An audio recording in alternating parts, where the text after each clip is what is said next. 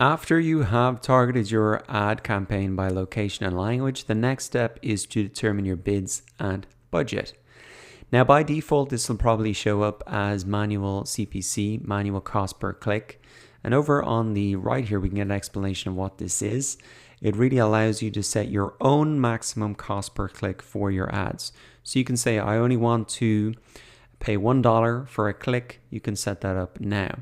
Now, this is a manual bidding strategy because you really set that cost per click yourself. But there are also automated bidding strategies, and I just want to give you a high level overview of these. But ultimately, for this example and for your first campaign, I'd recommend you do manual CPC so you can just really keep the costs low and not let things kind of go out of control. So if we come over to target CPA, we can see this allows you to set the bids to get most conversions. So if you select this option, you won't be saying that I want $1 per click.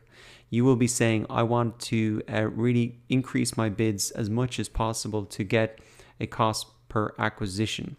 So if we click into that, in order to really, for AdWords to determine that cost per acquisition, they need to be measuring how many ads are resulting in acquisitions.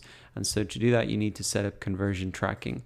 So to use this type of automated bidding strategy, there are a couple of extra setup steps, and that would really require you to put a little piece of code on your website so that AdWords can see which ads are resulting in the most amount of conversions. Now, those conversions could be email signups, they could be even sales on the site. So I won't go into all the details, but I just want to briefly run through these other automated bidding strategies so you have an understanding of what they are. Now, target ROAS, target return on ad spend. So this is a slightly different metric. You're not trying to get that cost per acquisition. You're really trying to get a target return on ad spend.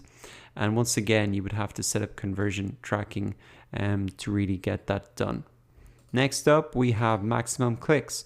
So if you just want to get the maximum amount of clicks on your website, well then this is the option that you would select. Next up, we have maximum conversions. So once again, it's just getting the maximum amount of conversions, not even for a targeted cost per acquisition, but just the maximum again. That would require conversion tracking. Moving on down, we have target search page location.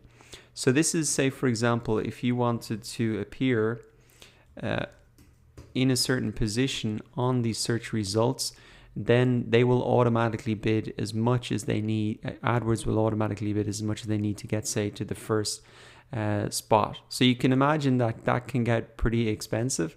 So you want to be careful if you're selecting that strategy.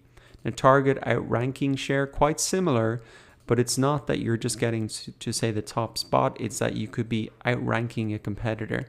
So for example, if I wanted to always be outranking Udacity, well then I could select this option and really put in the domain that I want to outrank, and then I'll always be outranking them. Now coming on down, I have enhanced CPC.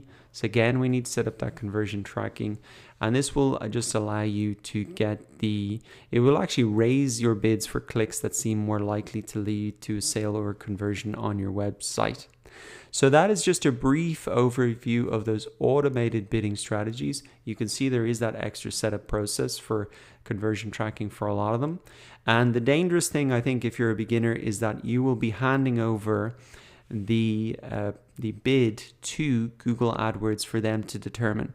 So that's why I would recommend you really just stick with manual CPC to get started, so you can really understand and control the costs for your first campaign.